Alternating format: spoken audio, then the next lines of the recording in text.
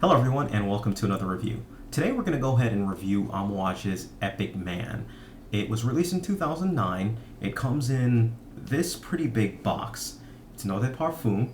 It literally just says Epic on it. The box is pretty sturdy. If you pop off the box, the one thing you want to be really careful of if you ever purchase an Amouage is the bottle comes situated right here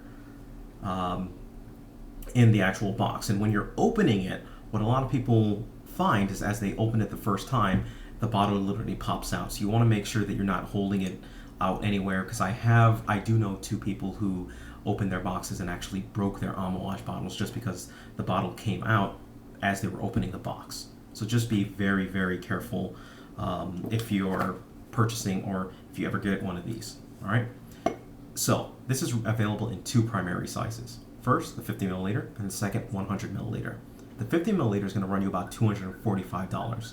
The 100 milliliter, $290. So essentially, for $45 more, you can get twice as much liquid as you would buying the 50 milliliter. So I honestly don't see any point to ever buying a 50 milliliter from the house of Amouage, just because with prices like that, they're really, really encouraging you to go and buy the 100 milliliter rather than the 50 milliliter. I'm guessing it's probably because I have some guesses, but I won't really speculate right here. But in any case, yes, if you are planning on purchasing it, I would highly recommend buying the 100 milliliter and then selling off some of the excess juice for, to make up some of the cost for it. You're probably much better off doing that rather than buying 50 milliliters for $245. But it's your money, your choice. All right. So again, it was released in 2009. The parfumé is Randa Hamami. Hamami. Could be pronouncing that wrong. But he's made some other Guerlain fragrances, but other than that, I didn't really see much that I've really put my nose on that he's actually made outside of Epic Man. So let's get into the notes for this fragrance. We have a lot, so here we go. At the top, we have pink pepper, berry essence, frankincense, cumin, cardamom, saffron, nutmeg, myrtle, and mace. For our mid, we have geranium, myrrh, and for our base, we have oud, sandalwood, patchouli, leather, frankincense, cedarwood, musk, and castoreum. So, what I get when I smell this fragrance immediately off is I get a very heavy woody fragrance. Now, personally, I'm a guy who likes cedar. I love the smell of cedar. I've known the smell of cedar, and this smells like a very heavy cedar. Heavy cedar is pretty much what I get immediately off, and I get a lot of spices. You can get a bit of this frankincense, a bit of the cumin, a bit of the pink pepper. You get a spicy-ish feel to it, but the spices never really take over. When fragrances are too spicy to me, they get nauseous to me, and this never gives me that nauseous feeling. So it's not too spicy, but it's definitely a spicy fragrance. Essentially, because it has a little bit of the oud in it, it also has a little bit of this animalistic feel to it, this darker feel to it. That coupled with the castoreum, which is basically beaver nuts or beaver sac, whatever you want to call it. Not beaver nuts, but it's definitely beaver sac. So that combined with the oud definitely gives it this animalistic aura. It doesn't smell bad, at least in my opinion, but it does give it an animalic kick to the fragrance. That definitely comes out in the fragrance. And if you're to take a step back, it really does have this smoky-ish feel to it. It has this smoky-ish, incensey-ish, spicy-ish type of a feeling coming from this fragrance. Definitely strong, definitely woody, and that overall is the picture that you're getting from Amouage Epic Man. You're getting this very woody scent, very spicy scent, very smoky scent, very incensey-ish type scent with a little bit of spices and this animalic undertone to it. And that essentially is what I get when I spray and when I wear Amouage Epic Man. But despite everything that I described, it's very smooth and it's very easy to wear. That is really what attracted me to the scent. I actually kept wearing it over and over on a sample just because it kind of intoxicated me every time that I would smell it. It really got me smelling it a little bit more, and I really ended up loving it more and more and more. So that's pretty much what I get from Amouage Epic Man. Overall, for sprays, I would recommend between 3 and 4 sprays on it when it's a little bit colder out. And when it's a little bit warmer, I stick to only 2 sprays for it because it can get a little bit cloying in the hot weather to people around you, and they'll definitely notice you with it. For the occasion, this is one of my signature work scents. I absolutely love wearing this one to work, and only to work.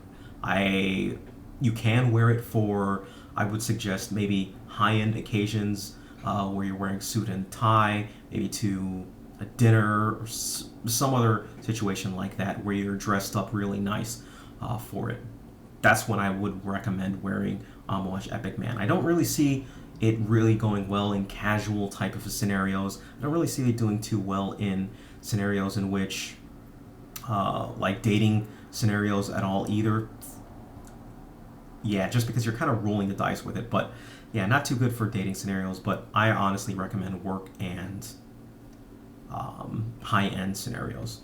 For the season, fall and winter primarily, you can get away with it year-round, but in the warm weather, just watch how much you spray for it. And the age group, it's definitely a mature scent, and I recommend anyone 27 and up to wear this fragrance. I don't recommend anyone younger just because it does come off as a very mature scent. So unless you're a younger person who exhibits a mature aura, I probably would stay away from this one in terms of wearing it. But again, fragrances, for anyone. If you can pull it off, by all means, go ahead. So let's get on to what other people thought of this fragrance. This is definitely, this almost smells like a woman's fragrance. It's definitely not masculine. I don't really like it. It smells like Aramis in a way. I don't really like this one as much. It's probably like it's not terrible, but it's just not something I like. It's probably like a C minus. I don't like this. It's like an old man or an old woman. Is this another unisex one? Yep. It's like an old woman. Actually, it's more towards the men's side, sorry. It needs like a mix of cigars in it. I mean, for an old man, I guess that's what they're supposed to smell like, so I'd give it like a B, but for a young person, I'd give it an F. Not very strong, not a strong scent, but I kind of like that, a little subtler. I give it a B. It smells pretty good, wear it. It's just not very strong. So, woman's fragrance, Aramis, not strong, subtle. Old man and old woman, cigars. And as Orna said, it's a good fragrance for if you're an old person, but if you're a younger person, she would give it an F. The ratings were C minus, B if you're an older person, and F if you're a younger person. And outside of these people, that's generally the responses that I got from this scent, from people smelling this scent. They thought that it was a very mature scent. Some people liked it a lot. Some people didn't like it at all.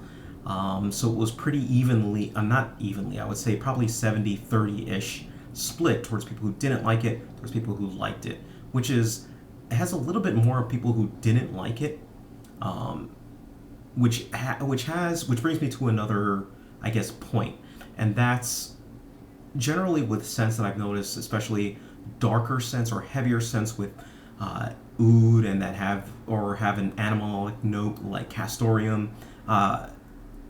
In this case, it's generally better off to let it, mix with your skin and kind of see how it reacts on your skin. Hence the reason why I took so long in picking this particular fragrance, just because I had to test it out for a long time before I came to the decision that this one was working well with my skin and worked well for me.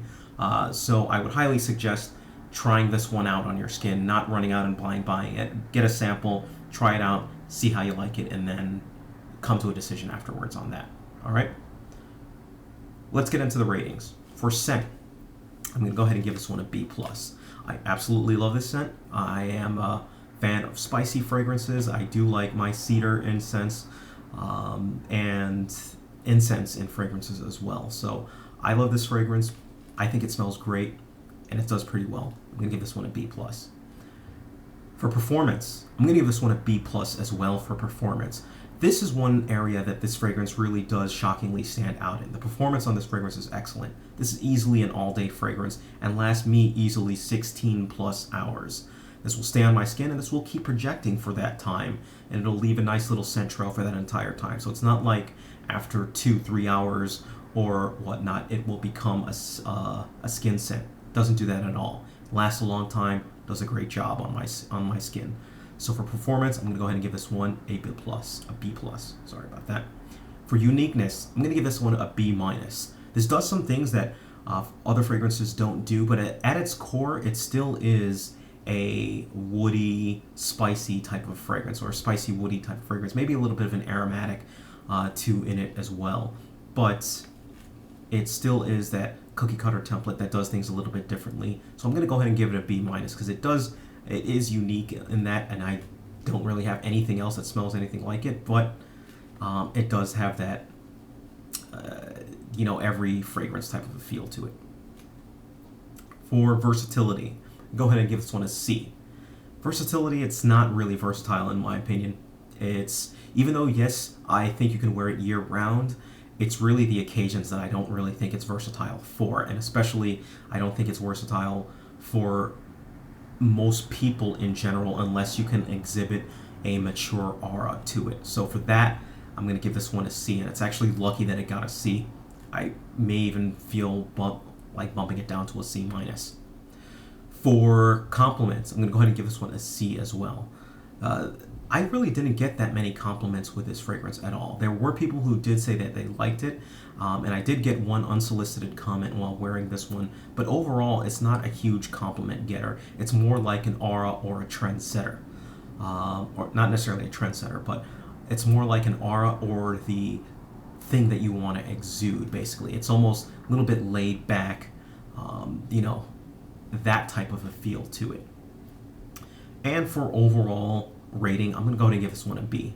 I like this fragrance under the Amouage line. It is easily my favorite offering of the Amouage line. There are a lot of fragrances that are actually pretty nice from the Amouage line. It's just that I'm not necessarily willing to fork over $290 for it. So what I went ahead and did essentially was find the one that I liked the most. Pick the one that I liked, got this one, and went for it.